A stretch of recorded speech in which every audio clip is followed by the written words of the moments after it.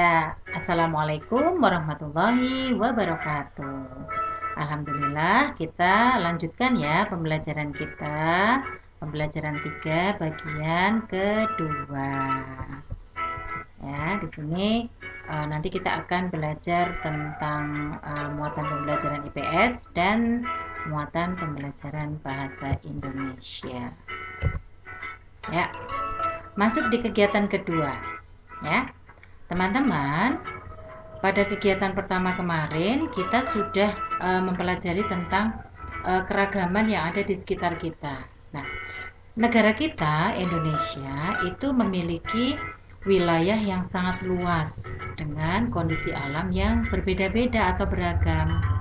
Nah, perbedaan lingkungan alam ini menyebabkan perbedaan potensi sumber daya alam dan kegiatan penduduknya. Ya, jadi misalnya penduduk yang ada di daerah pantai, ya, potensi sumber daya alamnya berbeda, maka mata pencaharian penduduk di tempat itu pun juga berbeda dengan penduduk yang ada di daerah pegunungan misalnya. Sumber daya alamnya juga berbeda, ya, sehingga menyebabkan keragaman juga, ya. Nah, sumber daya alam ini merupakan anugerah dari Allah Subhanahu wa taala untuk seluruh makhluk hidup di bumi ini. Ya. Sejak awal Allah sudah menciptakan bumi ini lengkap beserta dengan sumber daya alam yang melimpah, ya. Sehingga sangat bermanfaat untuk semua penduduk bumi. Nah, sumber daya alam terbagi menjadi dua. Ya, ini dulu sudah kita pelajari ya di semester 1. Ini sifatnya hanya mengingat kembali. Yang pertama adalah sumber daya alam yang dapat diperbaharui, yaitu sumber daya alam yang dapat dihasilkan kembali dalam waktu yang tidak lama. Contohnya apa, teman-teman? Iya, tumbuhan, hewan, air, ya, udara, itu adalah contoh sumber daya alam yang dapat diperbaharui. Kemudian yang kedua adalah sumber daya alam yang tidak dapat diperbaharui. Yaitu apa? Yaitu sumber daya alam yang tidak dapat dihasilkan kembali dalam waktu dekat, ya.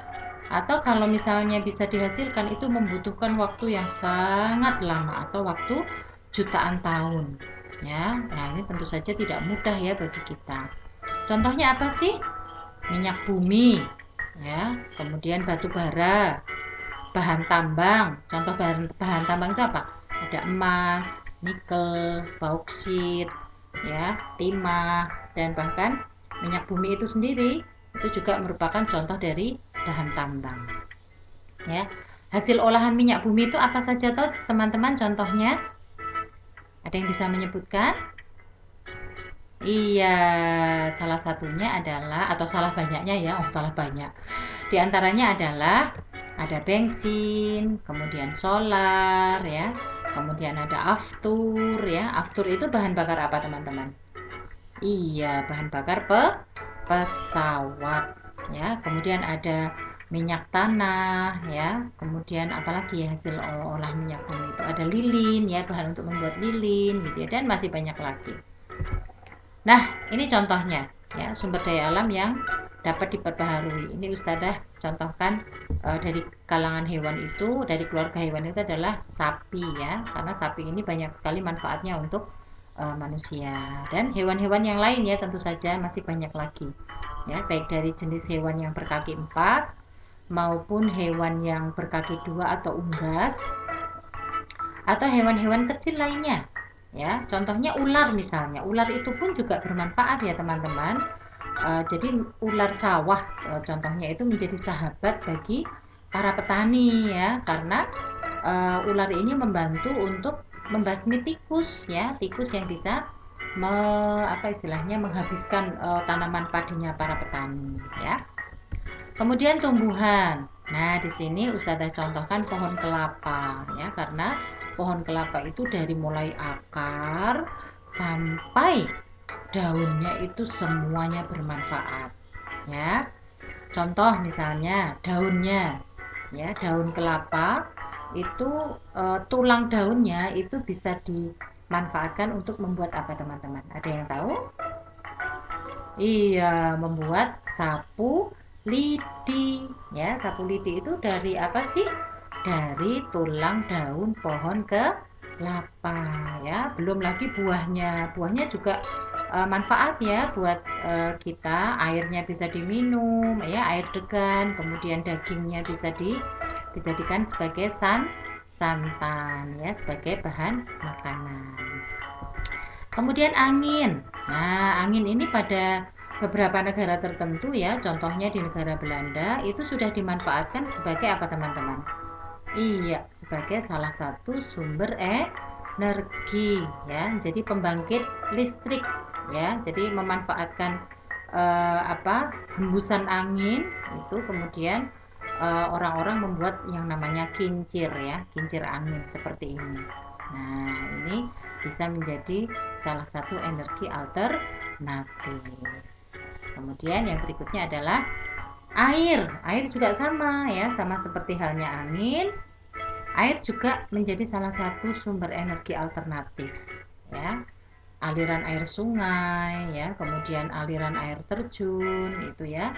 Itu bisa kita manfaatkan untuk menggerakkan kincir, kemudian kincir menggerakkan turbin, kemudian generator ya, kemudian menghasilkan energi listrik. Nah, selain itu juga apa teman-teman? Sinar matahari ya. Sinar matahari itu juga menjadi salah satu sumber daya alam yang dapat diperbaharui ya, karena tersedia sepanjang waktu. Kemudian ada lagi kalau pada air itu gelombang laut ya, gelombang laut atau ombak itu juga sudah mulai dimanfaatkan untuk energi alternatif ya. Kemudian contoh sumber daya alam yang tidak dapat diperbaharui apa? Yang pertama adalah batu bara ya. Ini bisa lama-lama bisa habis ya kalau kita ambil terus. Batu bara itu sesungguhnya apa tahu teman-teman? Batu bara itu sesungguhnya tanaman-tanaman yang sudah mati ya, batang-batang pohon yang sudah mati itu dan tertimbun selama jutaan tahun ya, jutaan tahun yang lalu ya, peninggalan nenek moyang kita itu meninggalkan batu bara ya. Kemudian yang kedua, minyak bumi. Nah, kalau minyak bumi ini berasal dari apa? Dari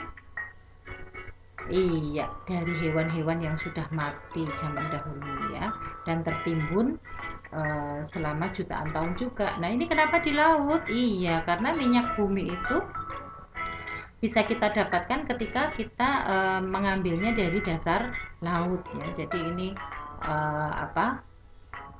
menggunakan alat seperti ini gitu ya. Ini di tengah laut ya, dilepas pantai ya. Ini di Laut Madura ini juga ada ya seperti ini. Banyak ya di Indonesia. Indonesia itu kaya sekali ya.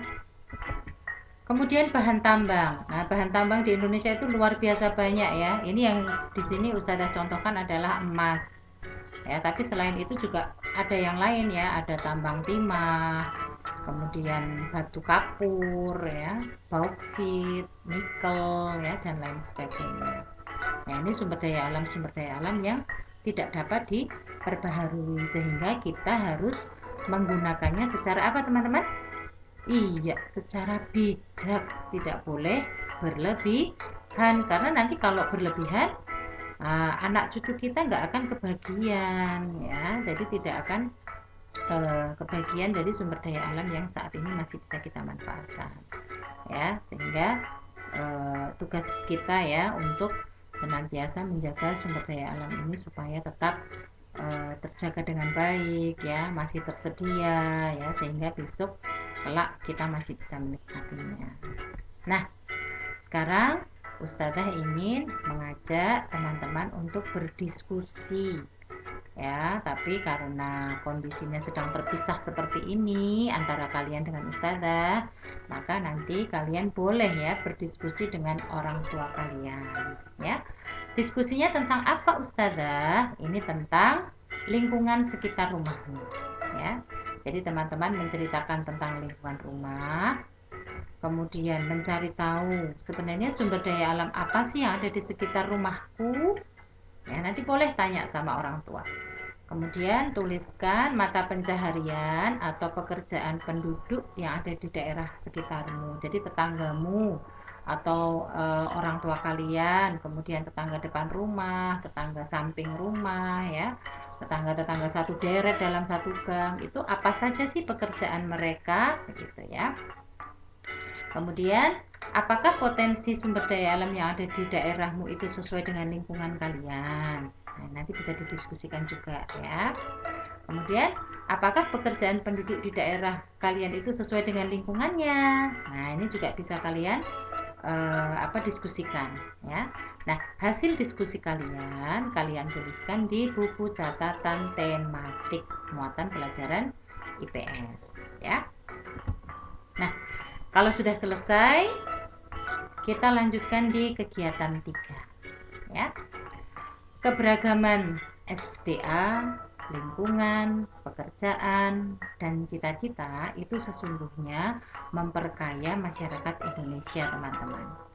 Karena apa? Karena keragaman itu membuat hidup kita semakin berwarna, dinamis gitu ya, sehingga tidak bosan, tidak mudah bosan.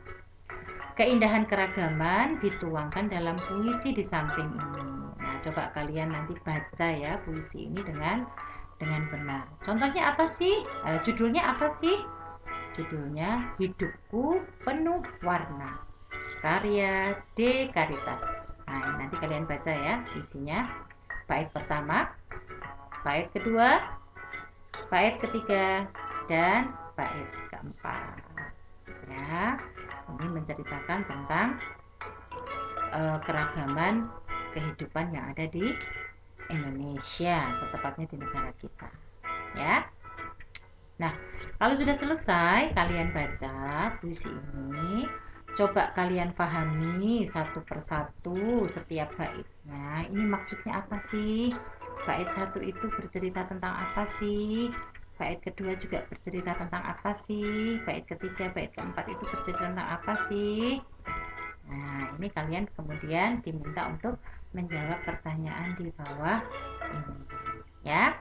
Yang pertama, yang kedua, ketiga, keempat, kelima, dan yang keenam ya. Untuk rima ya, Ustazah yakin teman-teman masih ingat ya dari penjelasan yang Ustazah sampaikan di pembelajaran sebelumnya. Ini ada di pembelajaran 1 maupun di pembelajaran 2. Nanti bisa kalian lihat kembali. Lebih jelas lagi di pembelajaran 2 ya. Itu nanti akan lebih jelas lagi. Nah, semua ini kalian kerjakan di buku catatan tematik muatan pelajaran bahasa Indonesia ya. Nanti sekedar kalian tunjukkan saja kepada Ustazah ya, tidak perlu dinilaikan dulu. Oke.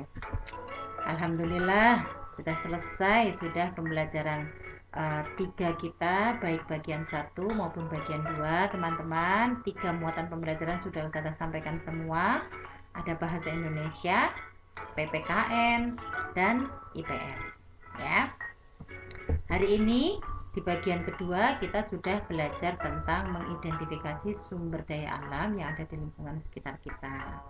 Kemudian masih terkait dengan puisi ya, berlatih membaca puisi dengan benar, mengingat ciri-cirinya, kemudian mengidentifikasi isi puisi ya. Barokallah ya teman-teman, semoga ilmunya bermanfaat buat kita semua, dunia dan akhirat. Assalamualaikum warahmatullahi wabarakatuh.